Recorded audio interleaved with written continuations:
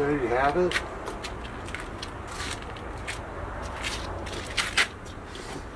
Now here comes the critical part. You want to wait. You want to wait at the right moment. You get it too soon, it's going to flatten out. You wait too late, then you're not going to get that beautiful knockdown look that we're all really desire. So let me show you the knife that I use to knock it down when the time is right.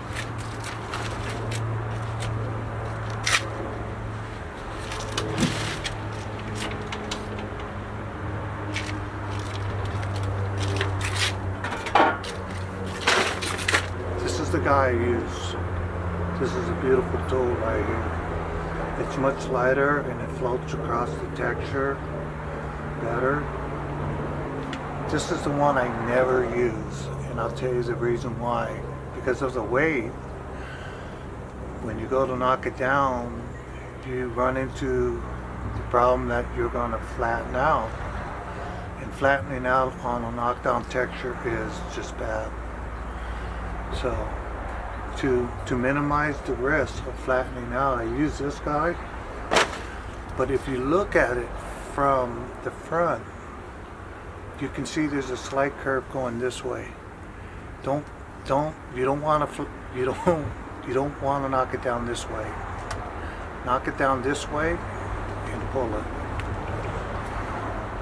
One of the great features that this knife has is that you can screw on a pole, and then you can use it to knock down your ceilings and do it all off the ground. So you can do larger sections at the same time. But the timing is critical, and I can't even,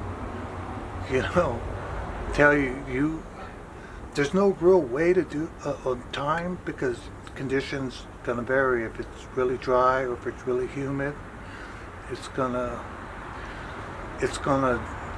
variate in when is the right time.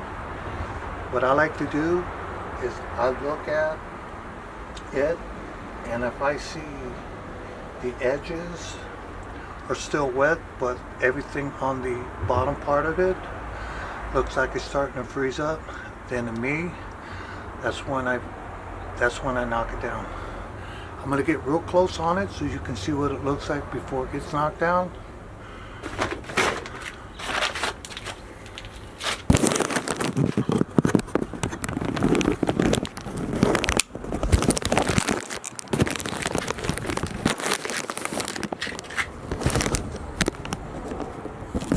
Look at that. It's very thick. I chose to go with a really thick base for the reasons that I wanted the work to be visible while on camera. So it's getting pretty close to knocking this thing down. So I'm gonna get reset back up, and then I'm gonna go ahead and show you guys what it looks like to do it, and then what it looks like after.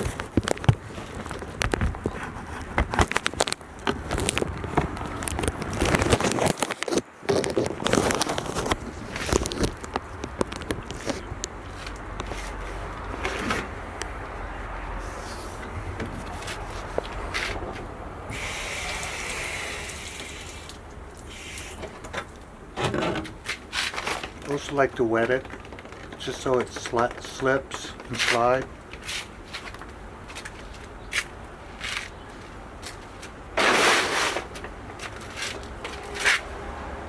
I start at one end and I pull left to right. By going up and down, there's also other potentials of flattening out if there's any curviness in the framing. So that's why I pull left to right 99% of the time.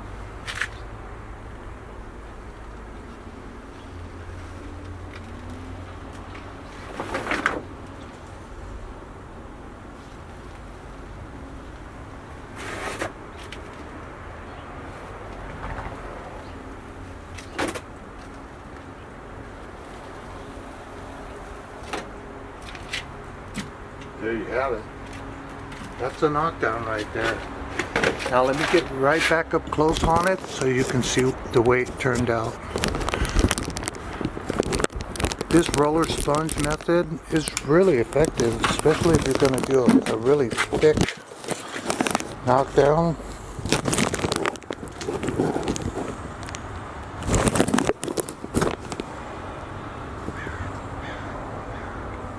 Looks pretty good.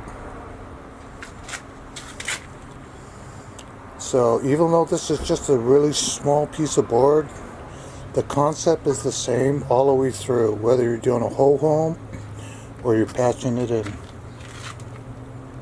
And with that, that's how you do a knockdown with a roller.